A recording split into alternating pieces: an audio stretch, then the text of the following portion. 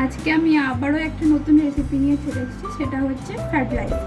তো fried rice করার জন্য আমি প্রথমে জলটা গরম করতে দিয়েছি এবং জলের মধ্যে আমি চাল একবারেই দিয়ে দিয়েছি। শুধু চালের মধ্যে এরপর আমি গোটা গরম মশলা আর তেজপাতা দেবো, 2টো লবঙ্গ, 2টো দারচিনি, 2টো এলাচ আর একটা তেজপাতা। আর এর যাতে ভাতটা জড়িয়ে না যায় তার জন্য আমি এর উপর সাদা তেল অল্প করে দিয়ে দেবো। আর অবশ্যই ভাতটা যখন সেদ্ধ করবেন তখন অবশ্যই নুনটা দিয়ে দেবেন। তো আমি নুনটা দিয়ে দিচ্ছি পরিমাণ মতন, আপনারা আপনাদের পরিমাণ মতনই দেবেন। এবার আমি রাইসটাকে ভেজে নেওয়ার জন্য কড়াইয়ে তেল দেবো অল্প পরিমাণে,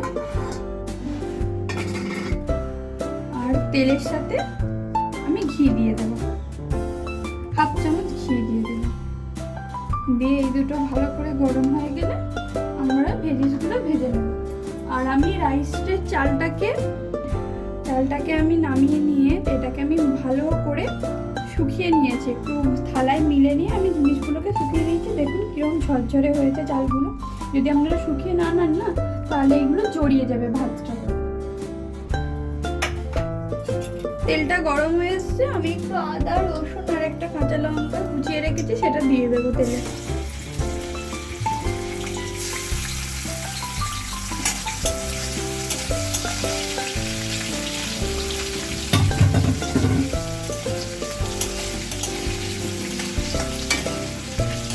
হালকা করে যখন গন্ধটা বেরিয়ে আসবে রসুনে, তখন আমরা এর মধ্যে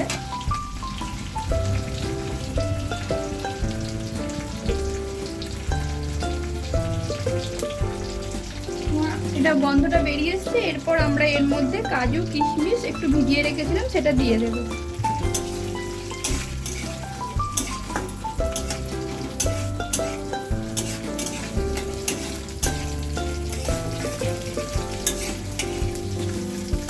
এরপর একে একে আমরা যে সমস্ত ভেজিটেবল কুচিয়ে রেখেছিলাম, পেঁয়াজ, গাজর, ক্যাপসিকাম, এগুলি আমরা সব দিয়ে দেব।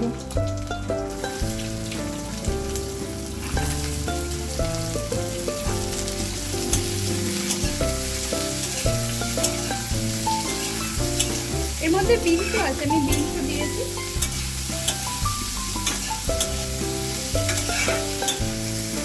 সবজিটা যাতে তাড়াতাড়ি নুয়ে যায় তার জন্য আমি নুন দিয়ে দেবো, স্বাদ মতো নুন দেবো। দিয়ে পরে চেক করে দেখবো, নুনটা যদি কম হয় আমি পরে আবার অ্যাড করবো।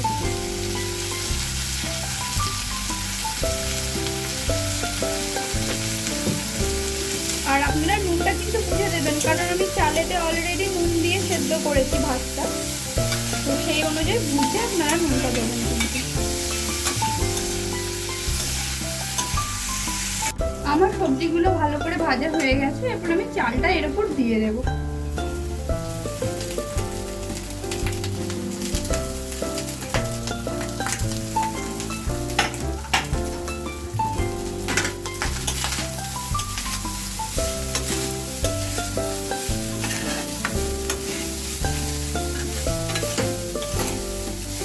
চালটা ভাতটা আমি দিয়ে দিয়েছি, এটা নাড়াচাড়া করছি।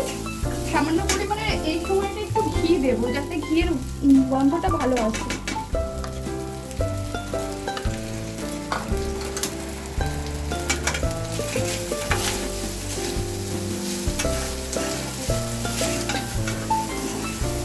শুধু আমি ঘি দেবো না, এটাতে আমি একটু চিনি, পরিমাণ মতন চিনি দেবো।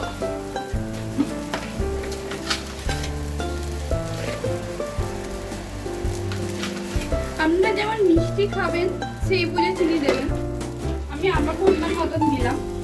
আর একটু গোলমরিচের গুঁড়ো দেবো, গোলমরিচের গুঁড়োটা দিলে খুব টেস্টটা ভালো আসে, এই জন্য আমি দেবো। এবার এটাকে ভালো করে নাড়াচাড়া করে নিয়ে আমাদের রাইসটা পুরো ভাজা হয়ে গেছে, রেডি হয়ে গেছে। এবার আমি এটাকে নামিয়ে নেব। আমাদের ফ্রাইড রাইসটা রেডি হয়ে গেছে।